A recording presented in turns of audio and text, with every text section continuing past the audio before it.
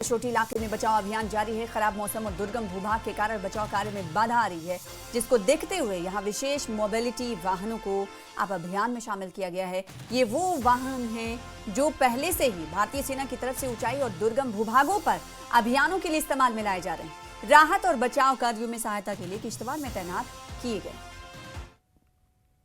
गांव में 14 अगस्त को जब बादल फटा था, उसके बाद जो भारी तबाही हुई थी, उसके बाद जो रेस्क्यू ऑपरेशन है वो आज 5वें दिन में दाखिल हुआ है। और मेरे कैमरामैन आपको दिखाएंगे कि कितनी जबरदस्त तरीके से और बड़े पैमाने के मैसिव स्केल में जो राहत कार्य यहाँ पे चला रहे हैं। आप मेरे कैमरामैन आपको दिखा रहे हैं कि जेसीबी की कई गाड़ियां यहाँ पे आपको दिखेंगी जो कि यहाँ पे मलबा उठाने का काम कर रही है।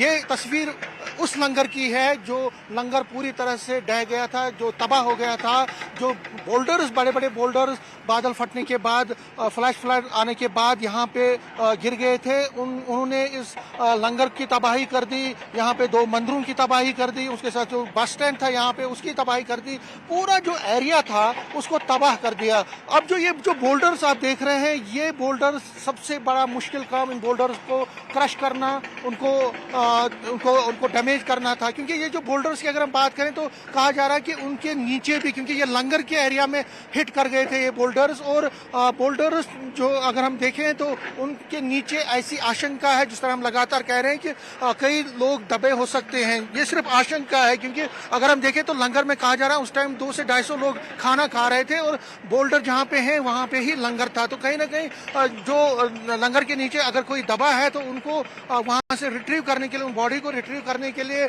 ये अभियान चलाया जा रहा है। बड़ा मैसिव स्केल पे अभियान है। डिस्ट्रिक्ट एडमिनिस्ट्रेशन के टॉप ऑफिसर्स लगातार तब से ही यहाँ पे हैं, और बीच बीच में जो वीआईपी भी यहाँ पे आ रहे हैं, जैसे चीफ मिनिस्टर भी यहाँ पे आए थे, उसके साथ साथ डॉक्टर जितेंद्र सिंह भी यहाँ पे आए थे।